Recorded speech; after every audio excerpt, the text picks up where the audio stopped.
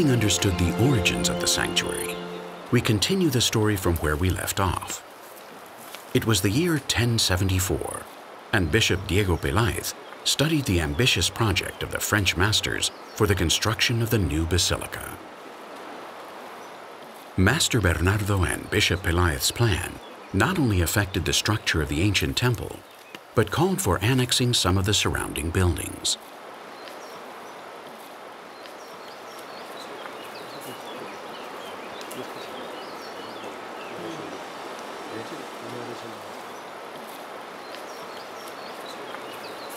As was in the case in Conques and in other Romanesque churches that received pilgrims, the new basilica had to be able to both accommodate great multitudes and hold religious services simultaneously. The old cathedral then had to be demolished to make room for a new one with a Latin cross floor plan, 3 naves, and an ample semicircular ambulatory with chapels around the crypt, so that the faithful could approach the apostles' relics without interrupting the liturgy.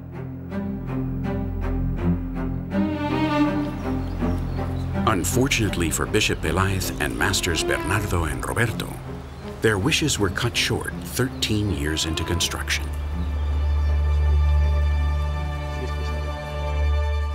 During these years, they only had time to build the 3 central chapels of the ambulatory, the ones dedicated to the Savior, St. Peter and St. John, as well as the walls that connected them. On the right wall of the Savior's chapel, we observe an incomplete inscription. If we add the characters that are missing, we can read Anno milleno septuageno quinto fundata Jacobi. This legend shows us that in the year 1075, the foundations of the cathedral were laid.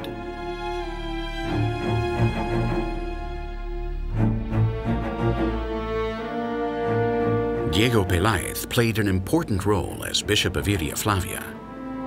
Besides undertaking the grand project of the cathedral, he substituted the traditional Mozero liturgy for a Roman one, but his zeal to defend the wealth of the church earned him enemies.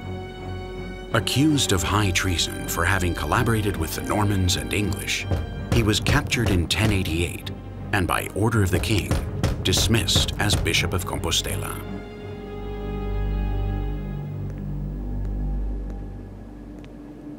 Luckily, there are times when history corrects the errors of men and presents us with exceptional characters. And there is no doubt that this is what happened in that time. He had the sensation that everything had gone by too fast. 20 years had gone by since Diego Gelmírez traveled to Rome to be named bishop. The position had remained unfilled for 4 years after Pope Urban II transferred him from Iria Flavia to Compostela in 1095.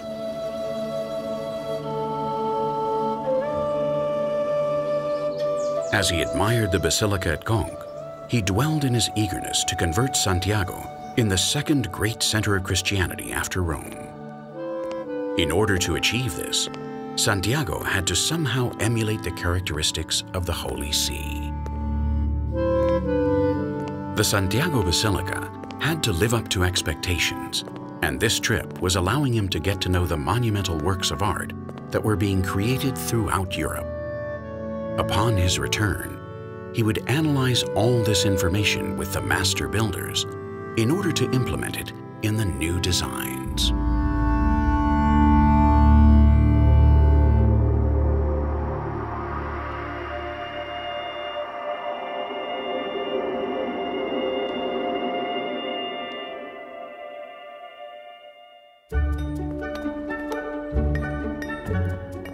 In the year 1101, while in Santiago, after being named bishop by Pope Pascal II, Diego Gelmírez initiated his projects. The first would be the conclusion of the cathedral.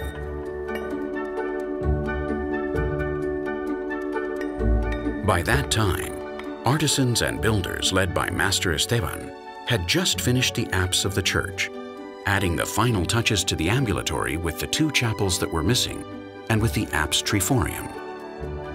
And they had erected part of the transept building and decorated its 4 chapels. Bishop Gelmírez had the opportunity to see firsthand the main workshops specializing in Romanesque art in Toulouse, Conques, and Cluny. It was apparent that if he wanted the Santiago Church to become the great apostolic see, it had to be at the vanguard of art.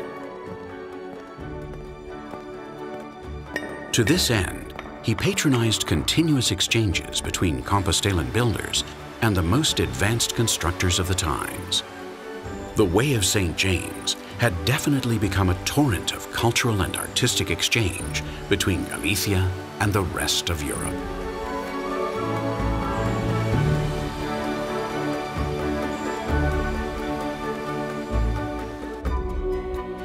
The fruits of this cultural internationalism arrived quickly.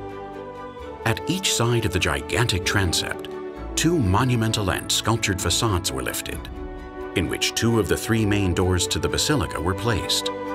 To the north, the Puerta Francígena, through which the pilgrims finalizing the French way entered.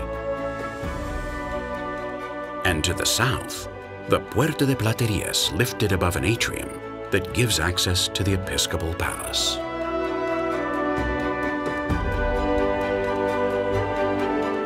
The first portico, highlighted for its great beauty in the Codex Calixtinus, was destroyed around 1757 and was substituted by the present Puerta de Azabacheria. Some of its pieces are still conserved in the Cathedral Museum.